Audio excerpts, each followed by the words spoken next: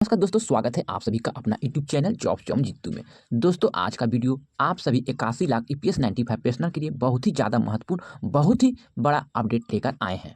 इसलिए अगर आप एक ईपीएस 95 पेंशनर है या आपके परिवार में कोई पेंशनर है तो इस वीडियो को बिना स्किप किए शुरू से लेकर लास्ट तक जरूर देखिएगा, क्योंकि आज के इस वीडियो में जो जानकारी हम देने वाले हैं वह हर पेंशनर को जानना बेहद ही जरूरी है। दोस्तों, सबसे पहले आप सभी से छोटी सी रिक्वेस्ट करेंगे कि अगर आप लोग भी इस चैनल पर पहली बार जुड़े हैं तो चैनल को सब्सक्राइब कर लीजिएगा, वीडियो को लाइक कीजिएगा, वीडियो को शेयर कीजिएगा और बेल वाला आइकन को दबा लीजिएगा, ताकि ईपीएस 95 पेंशनर से जुड़ी हर बड़ी अपडेट आपको सबसे पहले टाइम पर मिल सके। तो चलिए दोस्तों, बिना टाइम गवाए वीडियो को करते हैं स्टार्ट। दोस्तों, अब जो बड़ी खबर है वो ध्यान से समझिएगा।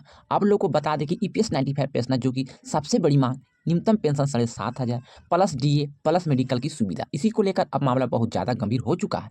और आप लोगों को बता दें कि पेंशनर के नेता जो अशोक राउत जी के द्वारा ईपीएस 95 पेंशनर को एक बड़ा संदेश दिया है। इस संदेश में कहा गया कि अगर सरकार की उनकी मांग को नहीं मानती है तो पूरे भारत में जेल भरो आंदोलन, रेल रोको आंदोलन शुरू किया जाएगा। अगर यह आंदोलन हो गया तो समझ लीजिए सरकार को कितना घाटा हो सकता है। अब यह आंदोलन क्यों हो रहा है, क्या मामला है, सुप्रीम कोर्ट क्या कर रहा है, सरकार क्यों नहीं मान रही है, ये सब आज हम आपको विस्तार से समझाने वाले हैं। तो दोस्तों, आप लोग वीडियो को ध्यान से देखिएगा। दोस्तों, आप लोग खुद सोचिए, जिस व्यक्ति ने 25 साल और 30 साल नौकरी की, ईपीएफ में पैसा जमा किया, रिटायर होने के बाद उसे 1,000 पेंशन मिलती है। आज के समय में 1,000 में क्या होता है, दवा भी सही से नहीं होता, खाना भी नहीं, बिजली भी नहीं भर पाते। इसी वजह से ईपीएस 95 पेंशनर ने कई सालों से मांग कर रहे हैं कि न्यूनतम पेंशन 7,500 हो जाए, डीए मिले, मेडिकल की सुविधा मिले। और दोस्तों, यह मांग कोई आज की नहीं है, यह मांग पिछले कई सालों से लगातार चलती आ रही है। फिर भी सरकार आनाकानी किए हुए है और चुपचाप बैठे हुए हैं।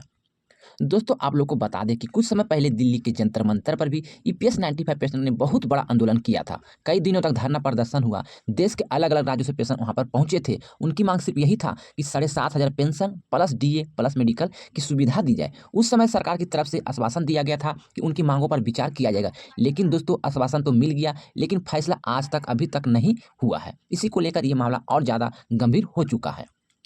सुप्रीम कोर्ट का क्या है मामला। दोस्तों, इसके बाद जो कि मामला सुप्रीम कोर्ट पहुंचा, पेंशनर की तरफ से याचिका दायर की गई। न्यूनतम पेंशन 1,000 बहुत कम है, इसे बढ़ाकर 7,500 किया जाए और डीए प्लस मेडिकल की सुविधा दी जाए। और दोस्तों, खबर यह भी आई है कि सुप्रीम कोर्ट ने सरकार से इस मामले में जवाब मांगा था।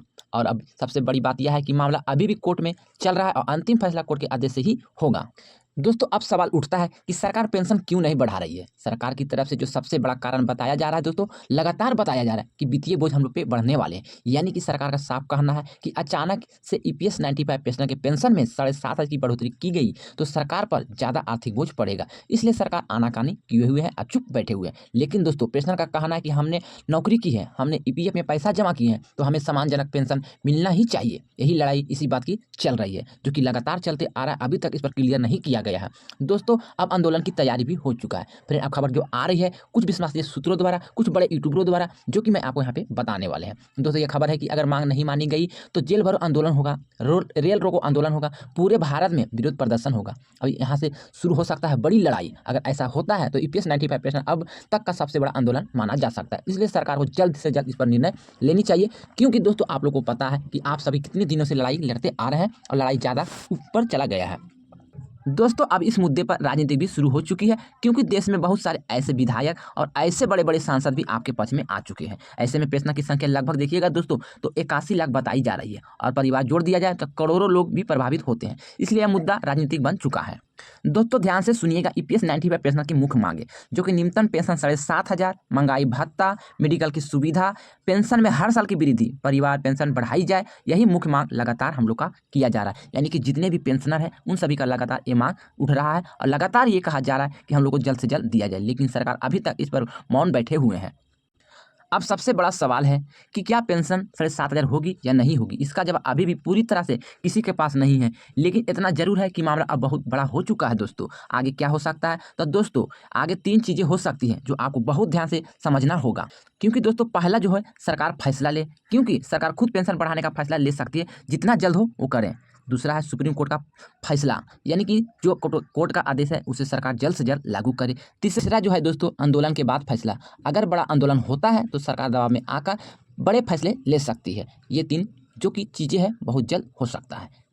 दोस्तों अब पेंशन बढ़ेगी तो कितनी बढ़ेगी? अगर पेंशन बढ़ जाती है तो 3 स्तर पर बढ़ सकती है। पहला जो है 3000, दूसरा है 5000, तीसरा है 7500, जिसमें से सबसे ज़्यादा मांग जो लगातार उठ रहा है कि 7500 पेंशन किया जाए। लेकिन कितना किया जाएगा अभी कन्फर्म नहीं किया गया। हो सकता है 3000 हो सकता है 5000 हो सकता है 7500 हो, ये सरकार पर निर्भर करती है। लेकिन सभी पेंशनर का यही लगातार मांग उठ रहा है कि 7500 पेंशन, डीए और मेडिकल की सुविधा मिलनी चाहिए। दोस्तों और साथियों, ईपीएस 95 पेंशनर की हालत।